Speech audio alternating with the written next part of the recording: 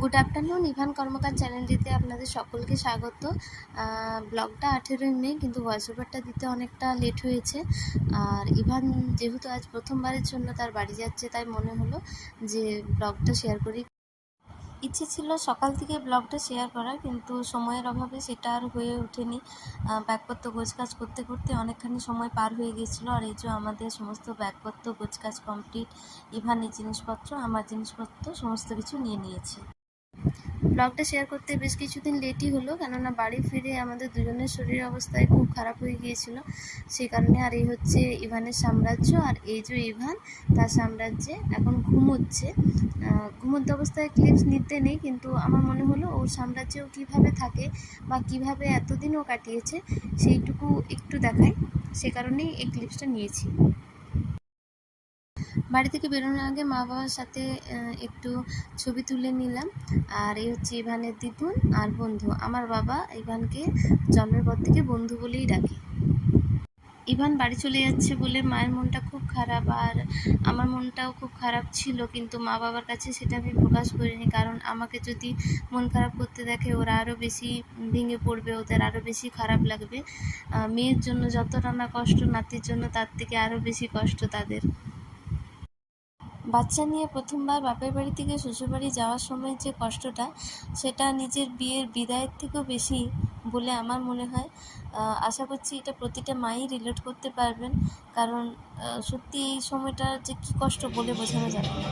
বুঝলে, গাড়ি ভাড়া করে চলে আসবে, গাড়ি ডাকবে চলে আসবে। হ্যাঁ,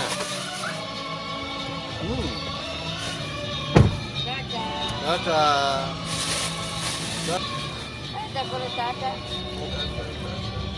আসছি। বেরিয়ে পড়লাম ইভানকে নিয়ে তার বাড়ির উদ্দেশ্যে। ইভানের বাবাকে বলেছিলাম একটা ছোট্ট ক্লিপস নিয়ে রাখতে, তো ও ইভানকে ডাকছিল এদিকে তাকানোর জন্য খেপু খেপু করে, কিন্তু ও তো রাস্তা দেখতেই ব্যস্ত।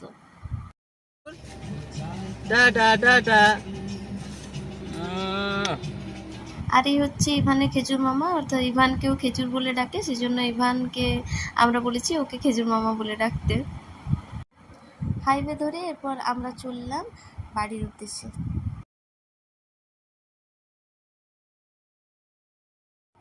রাস্তা দেখতে দেখতে ইভান অনেকখানি ক্লান্ত হয়ে পড়েছে আর ঘুমিয়ে গিয়েছিল। গাড়িতে এসি চলছিল বলে আমি শাড়ির আঁচলটা দিয়ে ওকে ঢাকা দিয়ে দিয়েছিলাম। আর এত দূর জার্নি ও তো খুব বেশি করেনি, সে কারণে অনেকটা টায়ার্ড হয়ে গেছে বাচ্চাটা।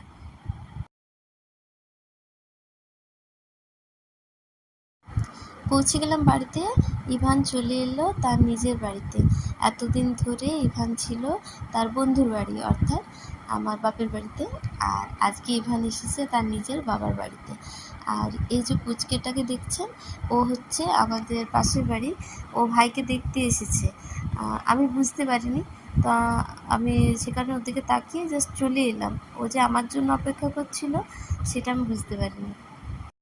এখানে সবাই ওর জন্য অপেক্ষা করছিল, ঠাকুমা, আশেপাশের বাড়ির ঠাকুমা, দাদা, দিদি সকলে ওকে দেখার জন্য অপেক্ষা করছিল। তো ও যেহেতু ঘুমিয়ে গেছিলো, সেজন্য তাড়াতাড়ি করে আমি বাড়ির ভিতর যেয়ে ওকে শুইয়ে দিলাম।